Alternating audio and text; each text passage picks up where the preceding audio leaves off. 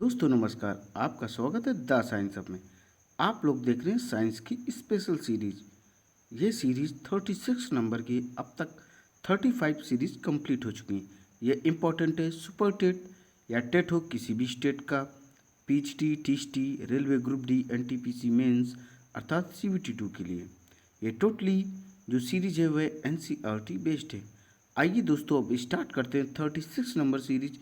Question number 901 से। ऊंट का कुद खाली स्थान ऊतक से बना है जो ऑक्सीकृत होने पर जल उपलब्ध कराता है। जो आपने देखा होगा कि ऊंट के पीठ पर एक कुबड़ होता है, उभरा हुआ हिस्सा होता है, उसमें क्या होता है? तो ऊंट का जो कुकुद होता है, जिसको इंग्लिश में हम कहते हैं, वसामय होता है। दोस्तों वसामय का मतलब है कि वहाँ पर वह फैट को सुरक्षित कर लेता है, वसा को सुरक्षित कर लेता है, और जब उसे ऊर्जा की ज़रूरत होती है तो उसी से वह ऊर्जा का उपयोग करता है, क्योंकि जो वसा होती है वह एक संचित रूप या संचित ऊर्जा के रूप में कार्य करता है। तो इसका करेक्ट आंसर हो जाएगा डी नंबर, वसामय। ऊँट का कुकुद या हम्प या कुबड़ वसामय ऊतक से बना है जो ऑक्सीकृत होने पर जल उपलब्ध कराता है। देखिए दोस्तों, ऊँट क्या होता है? इसे रेगिस्तान का जहाज कहा जाता है। डिजर्ट ऑफ शिप भी इसको कहा जाता है। क्यों कहा जाता?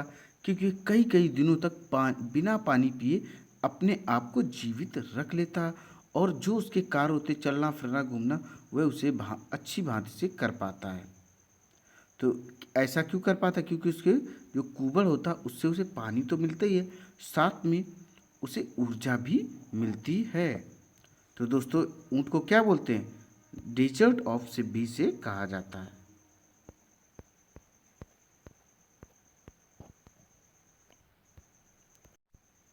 अब देखेंगे क्वेश्चन नंबर 902। PAH के उपापचयी मध्यवर्ती होते हैं अत्यंत, कैसे होते हैं? तो इसका करेक्ट आंसर हो जाएगा डी नंबर, कैंसर जनी, विरूप जनिक और उत्परिवर्तन जनी। इसका आंसर आप लोग देख सकते हैं, डी नंबर करेक्ट है। कैंसर जनी, विरूप जनिक और उत्परिवर्तन जनी पीएच के उपापचयी मध्यवर्ती होते हैं। अब देखें क्वेश्चन नंबर 903। साधारण जुकाम पैदा किया जाता है। साधारण जुकाम कैसे होता है, कैसे पैदा होता है, ये फैलने का कारण क्या होता है? तो इसका करेक्ट आंसर जो वायरस। अब आप समझ लो, वायरस को हिंदी में विषाणु कहते हैं। क्या कहते हैं? विषाणु कहते हैं। और वायरस, देखिए अब जुकाम फैलता कैसे? जैसे सपोज दैट किसी को जुकाम है, उसने किसी व्यक्ति के चेहरे के सामने छींक दिया, तो क्या होगा? जो वायरस है वो छींक के माध्यम से उसके नाक के माध्यम से वायु में आएंगे, और वही वायु अदर व्यक्ति श्वसन के माध्यम से अंदर ले लेगा।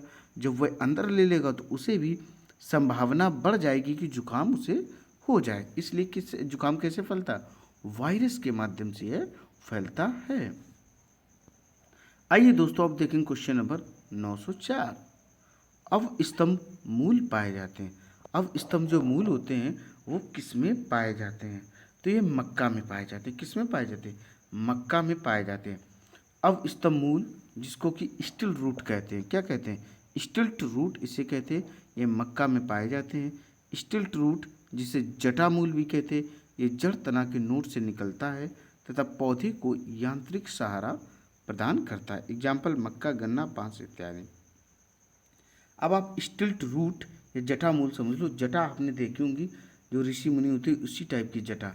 तो इनकी जो जड़ें वगैरह होती है इसी टाइप्स की होती हैं, ताकि ये लंबे समय तक इनको सुरक्षा प्रदान कर सकें और ये आराम से खड़े रहें भूमि पर। क्योंकि जितनी भी फसलें उगाई जाती, कहाँ उगाई जाती?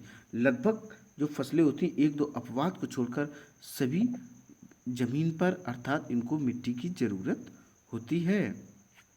अब जैसे सिंघाड़े की फसल ले लें आप, तो जो सिंघाड़े की फसल होती है उसको जल में उगाया जाता है। कहाँ पर? उसकी खेती हमेशा तालाबों में की जाती है। इसको मिट्टी की ज़रूरत दोस्तों नहीं पड़ती है। बाकी लगभग 90 से 95% जितनी फसलें हैं उनको मिट्टी में ही उगाया जाता है, और फसल चक्र का विशेष ध्यान भी रखा जाता है।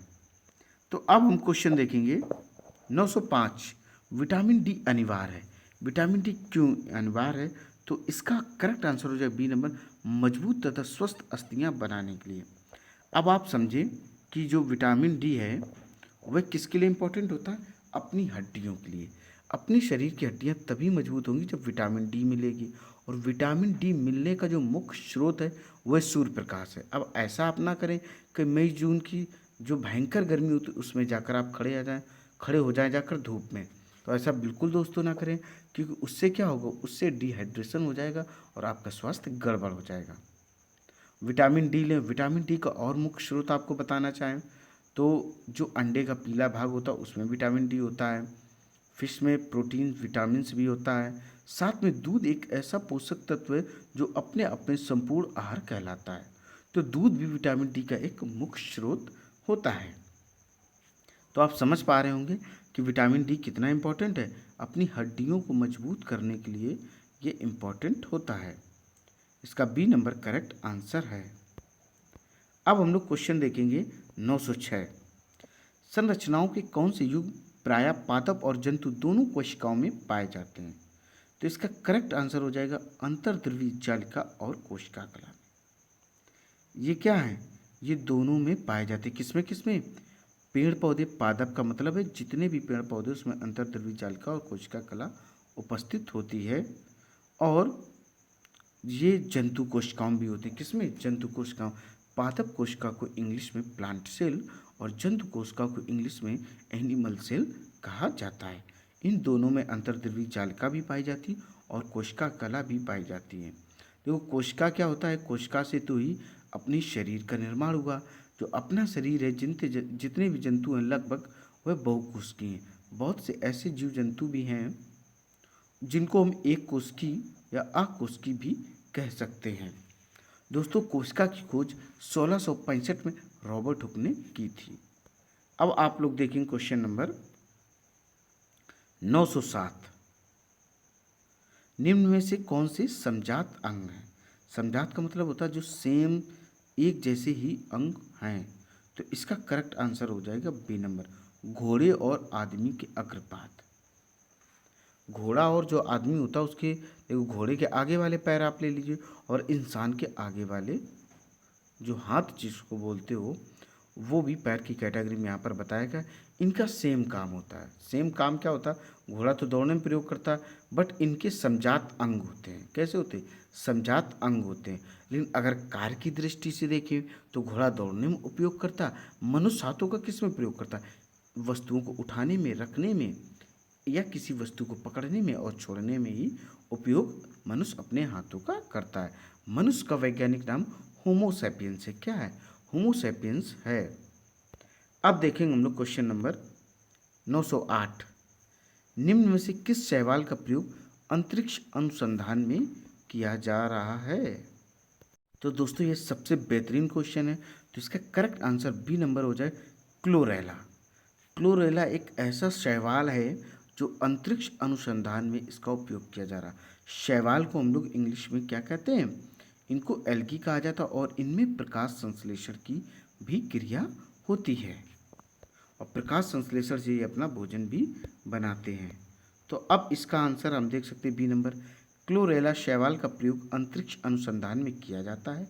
अंतरिक्ष यात्री यान के हौज में भोजन एवं ऑक्सीजन के लिए क्लोरेला को अपने साथ ले जाते हैं। अब देखेंगे क्वेश्चन नंबर 909। फाइलेरिया पैदा किया जाता है। फाइलेरिया किसके द्वारा पैदा किया जाता? तो इसका दोस्तों सी नंबर आंसर है वुचेरिया बैंक्रोफ्टाई। क्या है? वुचेरिया बैंक्रोफ्टाई। क्या बोलेंगे इसको? बैंक्रोफ्टाई होता है, वुचेरिया बोलते हैं। और इसका करेक्ट आंसर सी नंबर हो जाएगा वुचेरिया बैंक्रोफ्टाई हेल्मिन्थस, जो फाइलेरिया पैदा करता। अब आप लोग फाइलेरिया समझ लो। फाइलेरिया को हिंदी में हाथी पाँव भी कहते हैं, इसे पील पाँव भी कहते हैं। इसमें क्या होता है, जो मनुष्य का पैर होता है वह फूलकर हाथी के पैर जैसा हो जाता है, इसलिए इसे हाथी पाँव भी कहा जाता है। इसी को फाइलेरिया भी कहा जाता है। किसके कारण होता है? वुचेरिया बैंक्रोफ्टाई के कारण यह होता है। अब देखेंगे दोस्तों क्वेश्चन नंबर 910।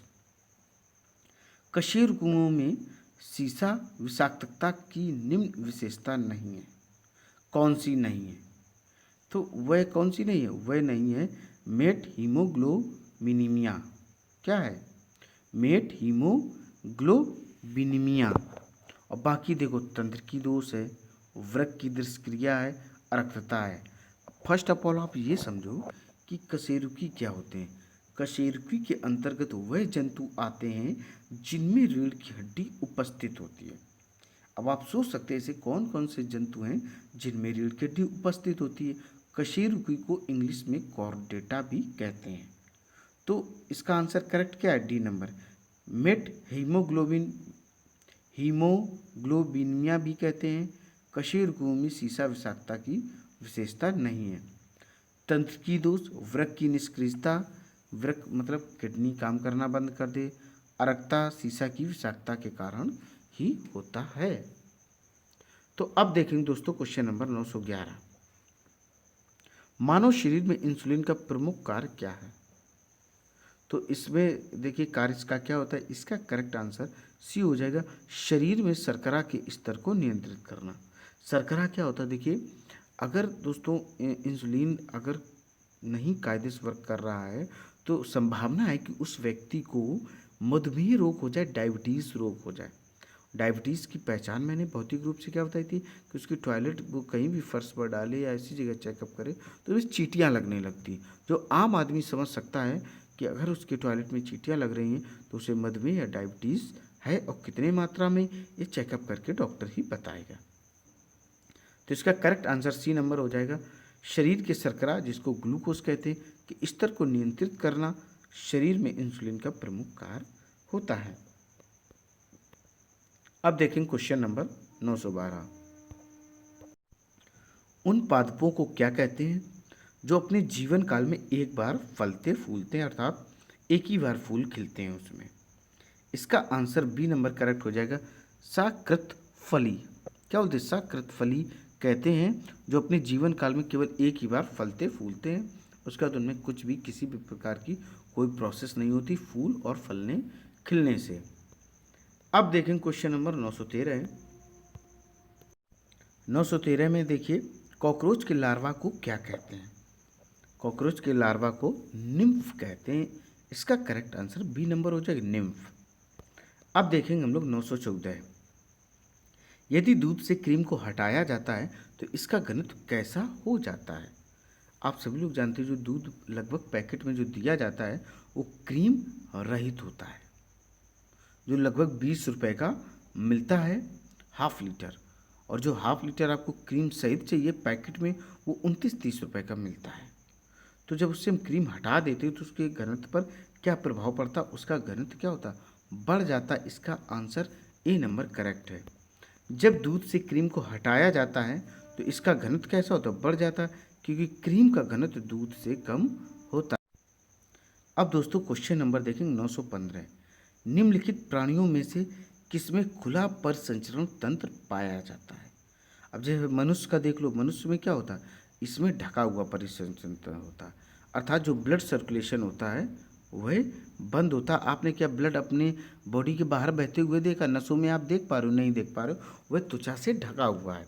ऐसा केचुआ का भी होता है, टोड का भी ऐसे होता है, बट जो झींगा होता है उसमें खुला परिसंचरण तंत्र पाया जाता, ओपन ब्लड सर्कुलेशन पाया जाता। क्या पाया जाता, ओपन ब्लड सर्कुलेशन सिस्टम पाया जाता है दोस्तों, किसमें, झींगा में।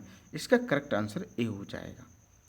जिनका रक्त आप यूं ही बहते हुए देख सकें तो उसमें क्या है, इस टाइप का पाया जाता, बट मनुष्य में कैसा होता है, इसमें क्लोज होता है, बंद परिसंचरण तंत्र होता है।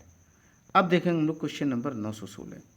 निम्नलिखित में से किसकी उपस्थिति के कारण रक्त वाहिका में बहते समय रक्त में थक्का नहीं जम पाता है। तो ये किसके कारण नहीं जम पाता है, ये नहीं जम पाता है, यह कृत्रिम, इसको हेपेरिन भी कहते हैं। क्या कहते हैं, हेपेरिन।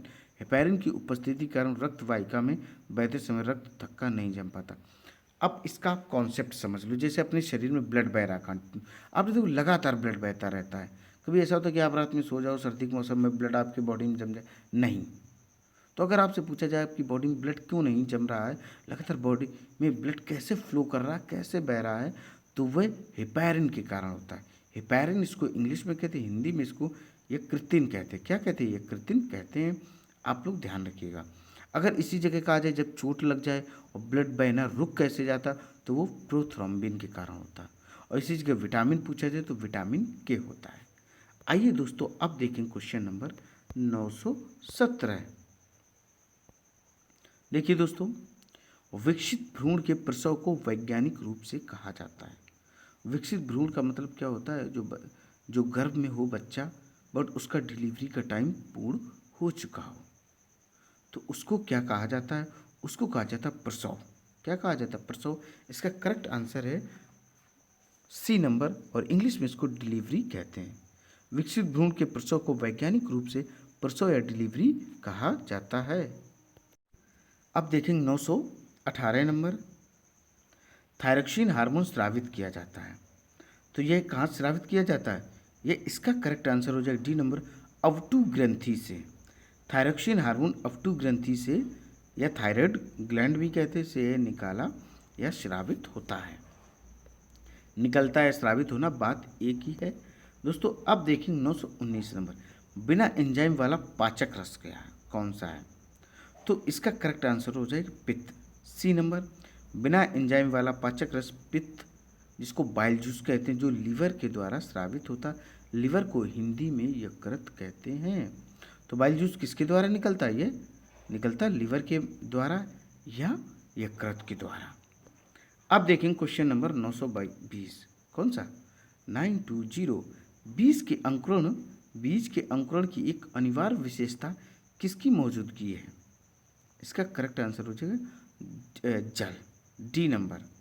बीज के अंकुरण के लिए जल की आवश्यकता होती है। आप बीज कहीं डाल दें, किसी भूमि पर डाल दें, उसे जल ना दें, तो क्या वह अंकुरित होगा? नहीं होगा। बट आप मिट्टी ना दें फिर भी उसे जल मिलता रहे। ऐसे बहुत सारे पेड़ पौधे हैं जो जल में ही क्या होते, उगते हैं और वहीं पर दफन हो जाते हैं। तो बीज के अंकुरण के लिए जल की आवश्यकता होती है। बीजों का निष्क्रिय अवस्था से सक्रिय अवस्था में आने की क्रिया को बीजों का अंकुरण कहते हैं। बीजों के अंकुरण के लिए जल, ताप एवं वायु तीनों का होना आवश्यक है। मिट्टी एवं सूर्य का प्रकाश बीजों के अंकुरण के लिए आवश्यक नहीं है। अब देखिए यहाँ पर दिया था कि मिट्टी एवं सूर्य का प्रकाश बीजों के अंकुरण के लिए आवश्यक नहीं। बिल्कुल। अब मिट्टी कैसे? आप जल में विभिन्न प्रकार के पेड़ पौधे देखेंगे। सूर्य का प्रकाश, कभी आपने देखना कि कोई घास का पौधा पेड़ के नीचे दब जाए, या कोई दाना या ऐसा कुछ अनाज वगैरह दब जाए किसी ईंट के नीचे या पत्थर के नीचे, तो देखना वो धीरे से निकल आता है, उग आता है। वहाँ तो उससे प्रकाश मिलता नहीं, बट वह ग्रीन नहीं होगा, हो सकता है वाइट हो या येलो टाइप का हो, बट वो उग आता है। तो इससे क्लियर होता है कि मिट्टी और सूर्य प्रकाश की जरूरत नहीं होती बीजों के अंकुरण के लिए। आइए अब देखेंगे 921 नंबर, पत्थरों और चट्टानों से लगे पौधे होते हैं, कैसे होते हैं? तो ये होते हैं शैल उद्भिद। इनको इंग्लिश में लिथोफाइट्स कहते हैं। जो पत्थरों चट्टानों से आपने सटे हुए पेड़ पौधे देखे होंगे, ये इनके ऊपर निकल आते हैं, तो उसको क्या कहते हैं? शैलोद्भिद या शैलो उद्भिद, और इंग्लिश में इसे लिथोफाइट्स भी कहा जाता है, जो चट्टानों पर पेड़ पौधे उगते हैं। अब देखें क्वेश्चन नंबर 922, कार्बन डाइऑक्साइड के वातावरण में लोगों की मृत्यु हो जाती क्योंकि? इसका करेक्ट आंसर है ऑक्सीजन नहीं मिल पाती। दोस्तों कार्बन डाइऑक्साइड कितनी भी, फर्स्ट ऑफ ऑल आप समझ लो कि पृथ्वी पर जितना भी प्रदूषण बढ़ रहा है, जिससे पृथ्वी गर्म हो रही, उसमें कार्बन डाइऑक्साइड का सबसे अहम रोल है। फर्स्ट ऑफ ऑल एक सेकंड बात और आप समझ लीजिए, जब भी हम ब्रीथिंग करते हैं, रेस्पिरेशन करते हैं, श्वसन करते हैं, उस दौरान हमें सिर्फ और सिर्फ ऑक्सीजन की ही ज़रूरत होती, जिसका सूत्र O2 होता है। कार्बन डाइऑक्साइड का CO2 होता है। जब हम सांस लेते हैं ऑक्सीजन, जब रिलीज करते हैं तो हम कार्बन डाइऑक्साइड छोड़ते हैं। तो लोगों की मृत्यु क्यों हो जाती है? क्योंकि उन्हें ऑक्सीजन नहीं मिल पाती। इसका आंसर ए सही। ऑक्सीजन नहीं मिल पाने के कारण कार्बन डाइऑक्साइड के वातावरण में लोगों की मृत्यु हो जाती है। इसमें दम भी घुटता है तथा यह एक विषैली गैस है। ठोस CO2 को शुष्क बर्फ भी कहा जाता है। देखिए जो CO2 है, जो आपने अपने फ्रिज में बर्फ़ देखी होगी, वो क्यों ठोस होती है? क्योंकि उसमें CO2 प्रेजेंट होता है। तो ठोस CO2 को शुष्क बर्फ भी कहा जाता है। आइए दोस्तों अब देखें क्वेश्चन नंबर 923, प्रकाश संश्लेषण के दौरान प्रकाश सुग्राही कारक के रूप में निम्न में से कौन सा काम करता है? इसका करेक्ट आंसर हो जाएगा पर्णहरित, जिसको क्लोरोफिल कहते हैं। अब आप समझिए क्लोरोफिल होता क्या है। इसी के कारण पेड़ पौधे की जो पत्तियां होती हैं वह हरी होती हैं और यह प्रकाश संश्लेषण में एक अहम रोल प्ले करता है। आइए इस क्वेश्चन के आंसर का डिस्क्रिप्शन देखते हैं। प्रकाश संश्लेषण के दौरान प्रकाश सुग्राही कारक, जिसको लाइट एक्सेप्टर कहते हैं, के रूप में पर्णहरित, जिसको इंग्लिश में क्लोरोफिल कहते हैं, में काम करता है। जब क्लोरोफिल पर प्रकाश पड़ता है तब इलेक्ट्रॉन उत्पन्न होते हैं। इलेक्ट्रॉन की खोज किसने की थी? थॉमसन ने। किसने खोज की थी? थॉमसन ने खोज की थी इलेक्ट्रॉन की।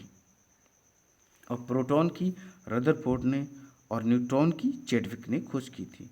तो जब क्लोरोफिल पर प्रकाश पड़ता है तब इलेक्ट्रॉन उत्पन्न होता है एवं एटीपी का फुल फॉर्म होता है एडेनोसिन ट्राइफॉस्फेट का, यह निर्माण करता है। किसका करता है? एटीपी का निर्माण करता है। अब देखें क्वेश्चन नंबर 924। स्पर्श रोम किसके शरीर में पाया जाता है? इसका करेक्ट आंसर हो जाएगा कीट। स्पर्श रोम कीट को इंग्लिश में इंसेक्ट कहते हैं, कि शरीर पर पाए जाते हैं। कीटों के शरीर का बाहरी आवरण काइटिन का बना होता है। आपने कॉकरोच देखे होंगे। देखिए उनकी जो ऊपरी सतह होती है वह कैसी होती है? चमकदार होती है, हल्की सी मजबूत होती है। तो वो किसकी बनी होती है? काइटिन की बनी होती है। अब देखें क्वेश्चन नंबर 925। बढ़ती उम्र के वैज्ञानिक अध्ययन को क्या कहा जाता है? देखिए दोस्तों, इसकी भी स्टडी होती है जब उम्र बढ़ती जाती है तो उसको क्या कहते हैं? उसको जरा विज्ञान कहते हैं। क्या कहते हैं? जरा विज्ञान। बढ़ती उम्र के वैज्ञानिक अध्ययन को जरा विज्ञान कहा जाता है और हड्डियों के अध्ययन को अस्थि विज्ञान कहा जाता है। क्या कहा जाता है? अस्थि विज्ञान कहा जाता है। दोस्तों यह सीरीज यहीं पर कंप्लीट होती। उम्मीद है ये सीरीज आपको बेहद पसंद आई होगी। इसी तरीके की ज़बरदस्त सीरीज आपको कंटिन्यू मिलती रहेंगे। बट आपको करना क्या है? Please support me. वीडियो को अधिक से अधिक लाइक करें, शेयर करें और मेरे चैनल को सब्सक्राइब करें। दोस्तों जय हिंद, जय भारत।